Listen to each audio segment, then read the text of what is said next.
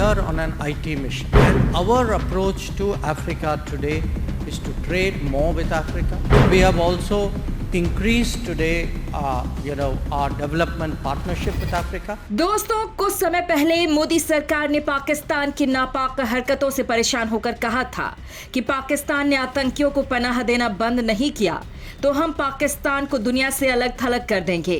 पाकिस्तान भीख मांगता नजर आएगा, लेकिन कोई उसे दाना तक नहीं डालेगा। आज पाकिस्तान की वही दशा हो गई है। भूखा नंगा पाकिस्तान आज तिल तिल मर रहा है। दोस्तों, क्या ऐसा भारत चीन के साथ भी कर सकता है? आप कहेंगे ऐसा तो कभी नहीं हो सकता है कि भारत चीन को इतना बड़ा झटका दे सके, लेकिन दोस्तों, भारत ने चीन के साथ ठीक वैसा ही करने का प्लान बना लिया है जैसा प्लान भारत ने पाकिस्तान को ठिकाने लगाने के लिए बनाया था। बेशक आप कह सकते हैं कि चीन की अर्थव्यवस्था मजबूत है, उसकी तकनीक और सैन्य शक्ति मजबूत है, लेकिन भारत जानता है कि चीन पर कहां मारने पर उसे दर्द होगा, कैसे उसे ठिकाने लगाना है, ये मोदी सरकार बखूबी जानती है। इसलिए भारत ने अपनी विदेश नीति को इतना ज्यादा व्यापक कर दिया है कि चीन छोड़ो अमेरिका तक समझ नहीं पा रहा है कि भारत आखिर कर क्या रहा है। दोस्तों, अब जो खबर आई है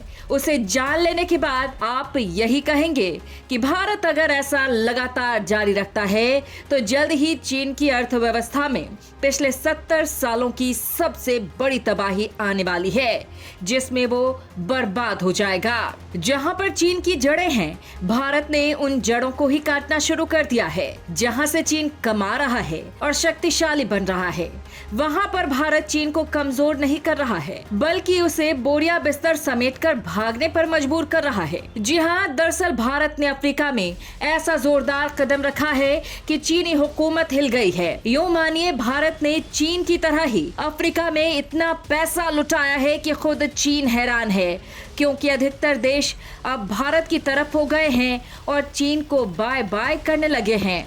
अफ्रीका में भारत ने कर दिया चीन का बंटाधार। भारत ने चीन से ज्यादा बांट दिया कई देशों में कर्ज। चीन को छोड़ भारत के पाले में दनादन आ रहे हैं देश।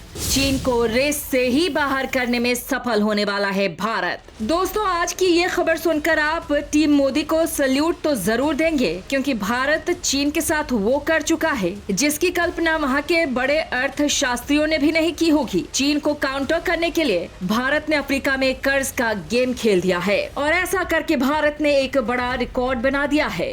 और ये भी समझ लीजिए कि ऐसा भारत ने चीन को देखकर ही किया है। जैसा वो करता है, ठीक भारत ने भी वैसा ही कर दिया है। भारत अफ्रीकी महाद्वीप में चीन के ही रास्ते पर चल रहा है और एक रिपोर्ट के मुताबिक अफ्रीका भारत से कर्ज हासिल करने वाला दूसरा सबसे बड़ा देश बन गया है। और जितने देशों में भारत ने कर्ज बांटा है, वो सब के सब भारत के साथ आ गए हैं। यहाँ पर दोस्तों, भारत का दोहरा फायदा होने वाला है। यहाँ पर भारत इन देशों का समर्थन भी जुटा रहा है और मौजूद प्राकृतिक संसाधनों को पाने के लिए भी सेटिंग कर रहा है, और उसमें भारत सफल भी हो रहा है।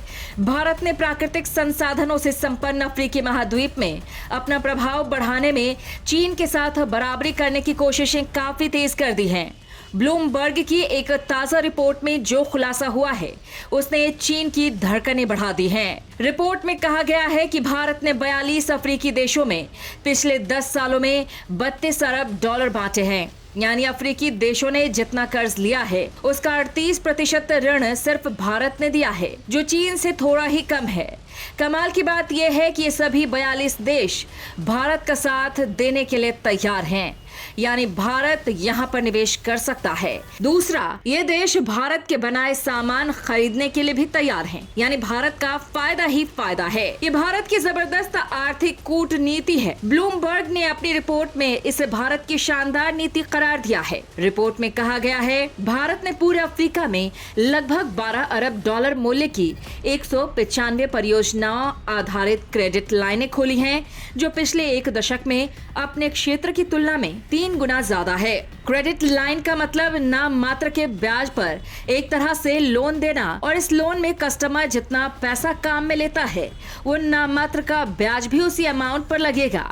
यानी ये एक तरह से भारत का गेम प्लान है और भारत इसमें सफल हुआ है। रिपोर्ट में कहा गया है कि अफ्रीका ने स्वास्थ्य देखभाल, बुनियादी ढांचे, कृषि और सिंचाई सहित अलग अलग परियोजनाओं के लिए भारतीय क्रेडिट लाइनों का जमकर इस्तेमाल किया है और भारत में मांग में लगातार वृद्धि देखी जा रही है।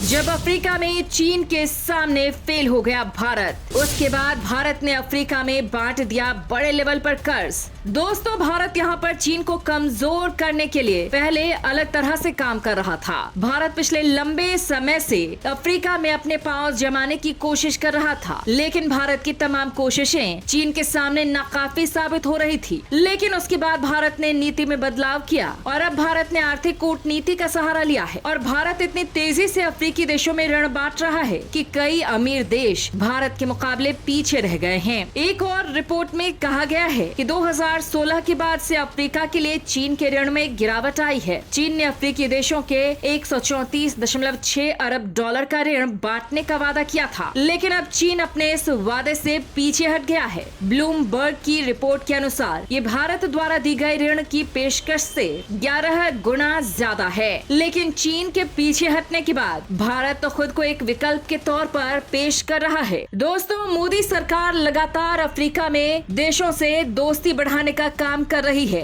पिछले 9 सालों में भारत ने 25 नए भारतीय दूतावास या वाणिज्य दूतावास खोले हैं, जिनमें से 18 अफ्रीकी देशों में हैं। वहीं इसी साल फरवरी में भारत ने वॉइस ऑफ ग्लोबल साउथ शिखर सम्मेलन में 48 अफ्रीकी देशों की मेजबानी की थी। पीएम मोदी की नीति के तहत भारत खुद को ग्लोबल साउथ के नेता के तौर पर प्रोजेक्ट कर रहा है और भारत ने विकासशील अर्थव्यवस्थाओं में ऋण संकट की तरफ लगातार दुनिया का ध्यान आकर्षित करने के लिए G20 जैसे प्लेटफॉर्म्स के जरिए कई अहम कदम भी उठाए हैं। दोस्तों, अफ्रीकी देश भारत के लिहाज से काफी महत्वपूर्ण हैं और कई अफ्रीकी देश समुद्री मार्ग से सीधे भारत से जुड़ते हैं। लिहाजा भारत की कोशिश अफ्रीका में चीन को काउंटर करने की है और यहाँ पर अपने पैर जमाने की है।